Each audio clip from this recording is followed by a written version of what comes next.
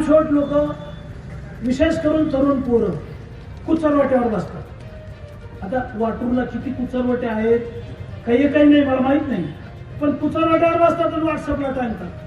काय येतं व्हॉट्सअपला? काय लफडे आहे. व्हॉट्सअप आहे, फेसबुक आहे, इंटरनेट आहे, इंस्टाग्राम आहे, एवढा धुमाकूळ आहे. तुम्ही इतकंही काही टाकलं पोलिसात की सगळ्या टीव्हीवर येतं, चांगली बातमी येत नाही. आता मी एवढी बडबड केली 1-1.5 तास, हे काही नाही येणार.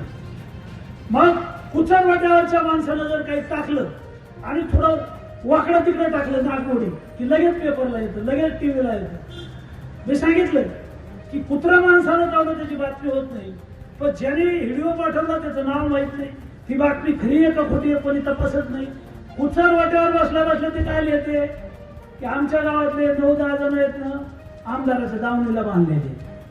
अरे आमदाराच्या दावणीला बांधलेले, तुमच्या गावात वॉटर ग्रीडचं पाणी आणलं, तुमच्या गावात पाण्याची टाकी आणली, तुमच्या गावात सिमेंट रोड आणला, तुमच्या गावात 4-5 सभामंडप आणले, तुमच्या गावात लाडक्या बहिणीच्या पगारा चालू केल्या, तुमच्या गावात संजय निराधारच्या पगारा चालू केल्या, तुमच्या गावात श्रावणबाळ योजनेच्या पगारा चालू केल्या, तुमच्या गावामध्ये जे काही ज्येष्ठ नागरिक आहेत हे फटक्यावाले मामा आहेत. आता इथं कलेक्टरला पेन्शन होतं, तहसीलदारला पेन्शन होतं, आमदाराला पेन्शन होतं, कलेक्टरला पेन्शन होतं, मंत्र्याला पेन्शन होतं, मुख्यमंत्र्याला पेन्शन होतं, सगळ्याला पेन्शन होतं, शेतकऱ्याला नव्हतं. आता तुम्हाला मोदीजींनी अटल पेन्शन योजना आणली, ज्याचं वय 65 वर्षापेक्षा जास्त आहे अशांचं मानधन पगार चालू केलेले आहेत आणि कोणाला करायचे असलं तर करू शकता.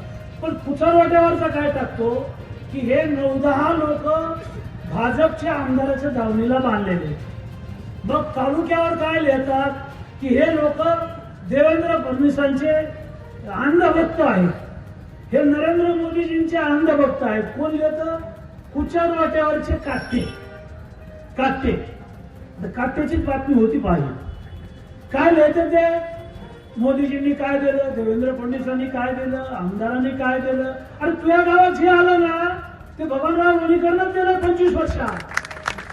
दुसऱ्याने काळ्याची डबी दिली नाही, कोणता पक्षावाला असू द्या आणि कोणत्याही पक्षाच्या नेत्याला माझं आव्हान आहे, गावातल्या कोणत्याही सरपंचाला, जिल्हा परिषद सदस्याला, पंचायत समितीच्या सदस्याला तुम्ही कोणत्याही पक्षाला तुमच्या आणि काळ्याची डबी आणून दाखवा, नाही तर झेंडूबामची बाटली आणून दाखवा डोक्याला लावायला. नाही आणू शकत तुम्ही. कशाचे पक्ष, कशाला धरून लागतात पक्ष? पक्ष काय आहे? जो पक्ष आपल्याला हे सगळं देतो तो आपला पक्ष. काय जटायू पक्ष येतो आपल्या तालुक्यात, जटायू पक्ष आहेत. काय पक्ष आहेत? काय आणलं, काय दिलं, काय करणार आहेत? त्याला विचारा या मारुतीच्या पारावर आणि सांगा की आम्ही हे आणतो गावाला, आम्ही ते आणतो. हे करत नाहीत. ते म्हणजे अमुक नळग्याचा रोड उकरून काढा आणि त्याच्या बातम्या लावा. अमुक मनोहर खलपरेचा रोड उकरून काढा. आमचा काय संबंध नाही, ते कोणी माझे नातेवाईक नाही.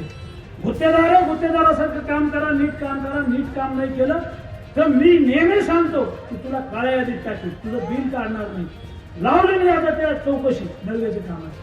ऐकायच नाही येत. मी एवढं कटाव नको ना बाबा, या पोरांना सांभाळ. एवढ्या मोठ्या गाड्या आहेत, काळ्या मोठमोठाल्या 50-50 लाखाच्या डोळ्यात चालतात लोकांच्या. लोकांचं खोटं काय? हे आल्या कुठून? आणि म्हणून मला आपल्याला सांगायचं की कुचरवाट्यावरची चर्चा जी असते ना तर ही चर्चा ऐकूच नका, ते पाहू नका आणि आपलं डोकं खराब करून घेऊ नका. अरे ते कुचरवाट्यावर बसलेले ते 5-6 काटे 10 काटे असतात, त्याच्या माईचा पगार बबनराव लोणीकरनं केला, त्याच्या बापाचं पेन्शन बबनराव लोणीकरनं केलं. नरेंद्र मोदीजींनी 6,000 रुपये तुझ्या बापाला पेरणीला दिले. तुझ्या माईच्या, तुझ्या बहिणीच्या, तुझ्या बायकोच्या नावावर लाडक्या बहिणीचे पैसे आले. तुझ्या अंगावरचे कपडे आमच्या सरकारचे, तुझ्या पायातलं बूट चप्पल आमच्यामुळं आहे, तुझ्या हातातलं ते डबडं मोबाईलचं आमच्यामुळं आहे. अरे आमचंच घेतो ना, आमच्याच तंगड्यावर करतो, आम्हालाच बोलतो, चुकीचं लिहितो. अरे म्हणून राजकारणातले लोक काय टीका करतात मला त्याच्याशी काय घेणं देणं. मी प्रामाणिक माणूस आहे, इमानदार माणूस आहे, पक्ष पाहत नाही, काम करतो आणि काही जर चुकलं तर मात्र सोडित नाही. शेवटी राग येतो माणसाला. पहा बरं तुमच्या आमदाराच्या काळात असं काही होते? त्या घनसावंगी विधानसभामध्ये 100 कोटी हो शेतकऱ्यांचे पैसे. तुझ्या बापाला पेरणीसाठी 6,000 रुपये पंतप्रधान मोदी देतात.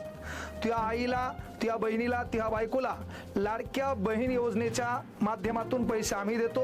तुझ्या अंगावरले कपडे, तुझ्या पायातले चपला बुटा आम्ही देतो. तुझ्यासाठी वेगवेगळे निधी आम्ही आणतो. त्यासाठी आगळेवेगळं कामे आम्ही करतो. पण तू कुचर वाट्यावर बसून आमच्या विरोधात बोलतो. पण कुचर वाट्यावरून बोलत असताना जो शब्द तुझ्या बापाला पेरणीसाठी पैसे पंतप्रधान मोदी देतो, हा शब्द बबनराव साहेब आम्हाला तुमचा पटला नाही. तुम्ही 1999 पासून राजकारणात आहात.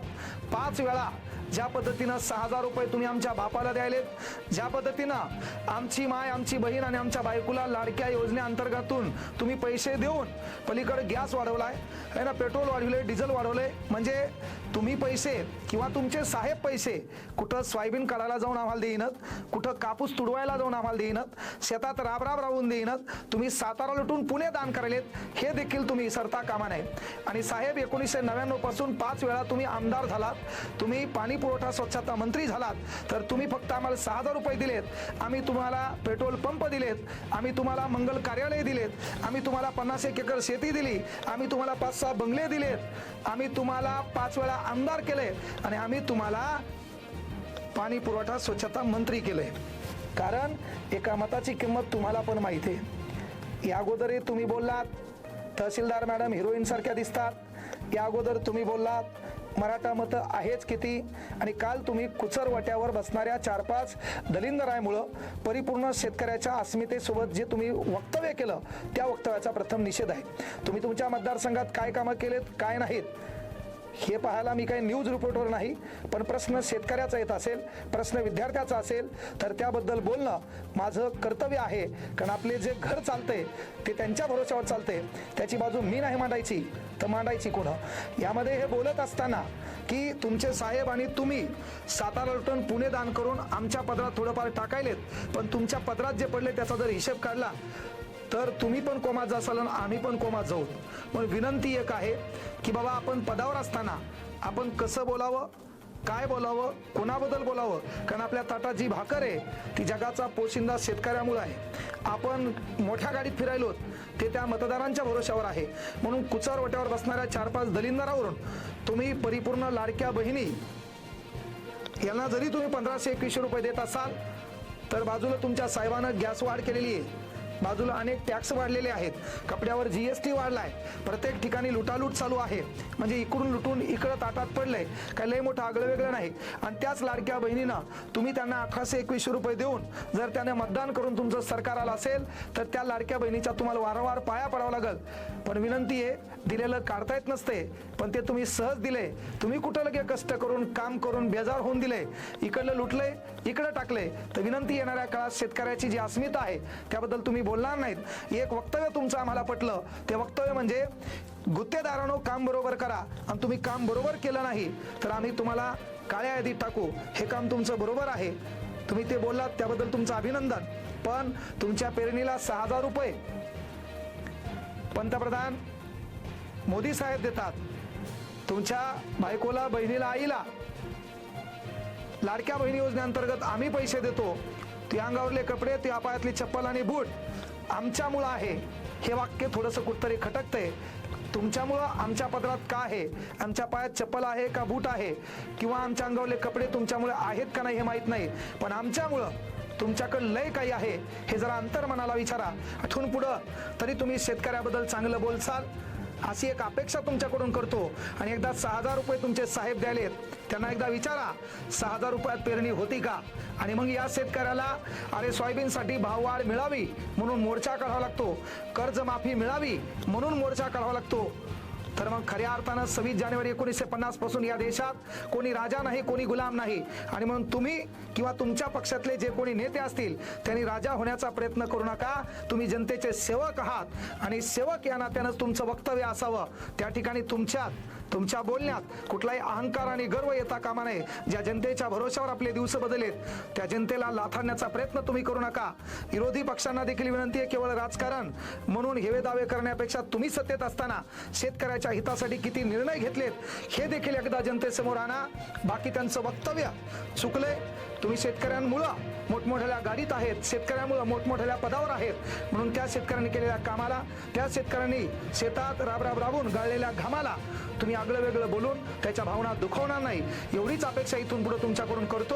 येणाऱ्या काळात तुमच्याकडून शेतकऱ्याच्या हितासाठी प्रश्न विधानसभेमध्ये मांडावेत, त्या प्रश्नावर तुम्ही तोडगा काढावा आणि शेतकऱ्याच्या हितासाठी निर्णय घ्यावेत, एवढीच तुमच्याकडून अपेक्षा. सन्माननीय बबनराव लोणीकर साहेब. जय हिंद, जय महाराष्ट्र, जय जवान, जय किसान.